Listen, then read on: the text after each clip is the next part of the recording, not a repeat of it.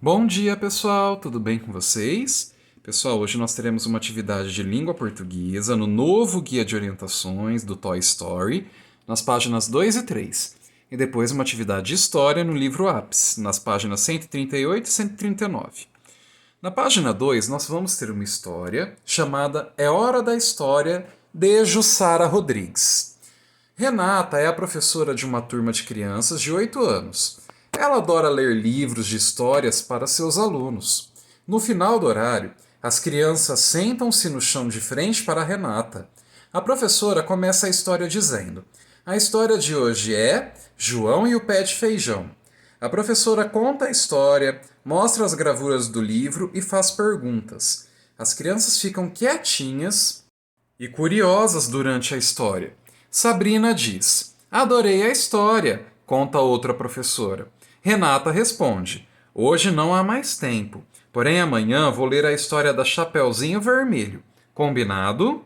Então aqui a gente vê o dia a dia de como é essa sala de aula sobre essa professora Renata, e nós agora vamos responder algumas perguntinhas. 1. Qual é o título do texto?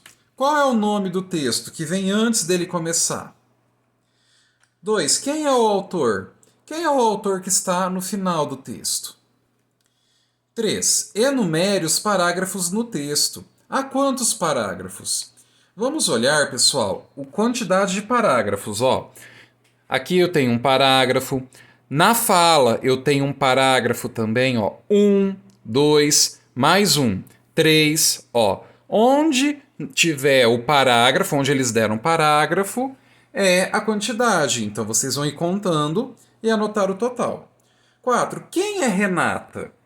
No começo do texto fala quem que é a Renata, o que ela faz, qual a profissão.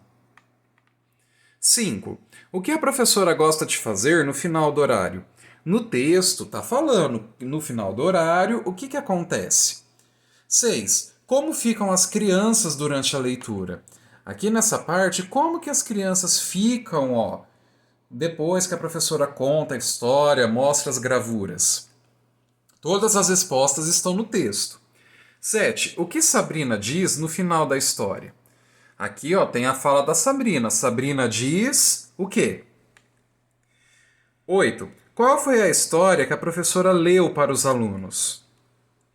Então, a professora leu uma história. Qual que é? Não é a história de amanhã, a história de hoje. Aí depois, pessoal, nós vamos para a página 138 do livro Apis, o livro de capa verde.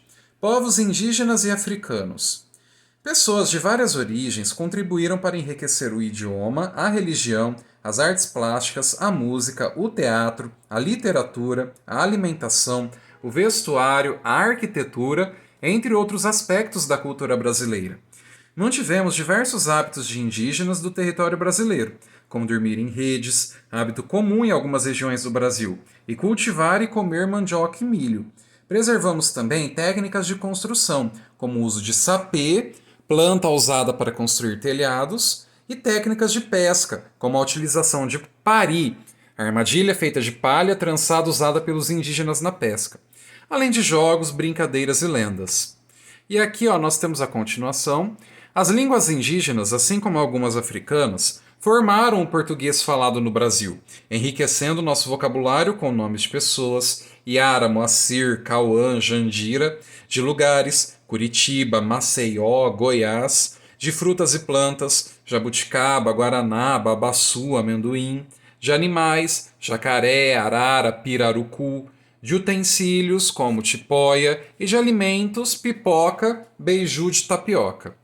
Na imagem nós temos mulher indígena trabalhando a mandioca para fazer o polvilho e o beiju, no Parque Indígena do Xingu, no estado do Mato Grosso. Fotografia de 2016. Então os indígenas eles têm uma ligação muito forte com a terra e eles, assim como os africanos, foram responsáveis para nós termos o português brasileiro igual nós temos hoje. E agora vamos para um. Troque ideias com os colegas e responda as questões. A. Quais são as palavras de origem indígena que você costuma usar no dia a dia? Anote as palavras que a turma encontrar. Então, pessoal, vocês vão voltar aqui nessas palavrinhas que eles deram exemplo e vão anotar quais vocês já ouviram falar ou quais vocês usam no dia a dia.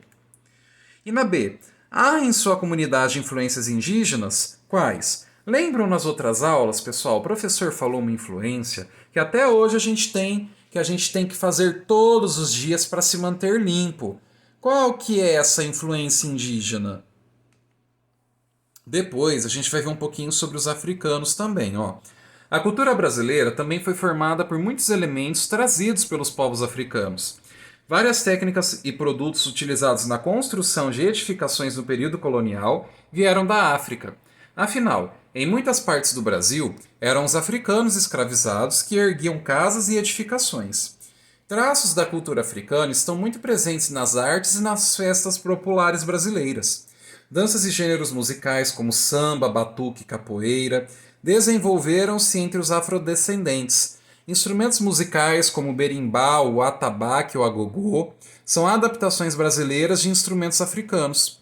Vieram também com os africanos os rituais religiosos do candomblé, ingredientes como azeite de dendê, alimentos como quiabo, feijão fradinho e cará, receitas como quindim, cocada e vatapá, além de inúmeras palavras incorporadas ao nosso vocabulário. Caçula, babá, carimbo, cacimba, ginga, miçanga, calango, cochilo, moleque, tanga, cafuné, caçamba, quitute, quitanda, etc. Então aqui a gente vê novas contribuições, só que dessa vez dos povos africanos. E nas imagens a gente tem roda de jongo no município de Valença, no estado do Rio de Janeiro, fotografia de 2015. O jogo é uma manifestação cultural com música e dança considerada uma das origens do samba. E depois nós temos Maracatu Rural, no município de Aliança, no estado de Pernambuco, fotografia de 2015. Surgido entre os negros escravizados no século XVIII, hoje o maracatu é uma celebração que faz parte da cultura brasileira. Aí a gente tem duas atividades. 2. Troque ideias com o professor e os colegas e responda. Existem em sua comunidade outras contribuições da cultura africana, além das já citadas? Vocês vão pensar se a gente tem outras contribuições, seja na religião, seja na alimentação, seja nos tecidos que a gente usa, porque eles usavam vários tecidos coloridos estampados, o uso de turbante, o uso de lenços na cabeça e vários outros. 3. Pesquise e anote outras contribuições africanas para a alimentação dos brasileiros. Eu coloquei aqui para vocês, pessoal, alguns alimentos que vêm da origem africana. Angu, que é água e fubá, cuscuz, arroz, quiabo, inhame, erva doce, gengibre, açafrão, gergelim, amendoim africano, melancia, banana e coco. Vocês vão observar quais alimentos que vocês conhecem para anotar aqui sobre quais foram as contribuições dos africanos.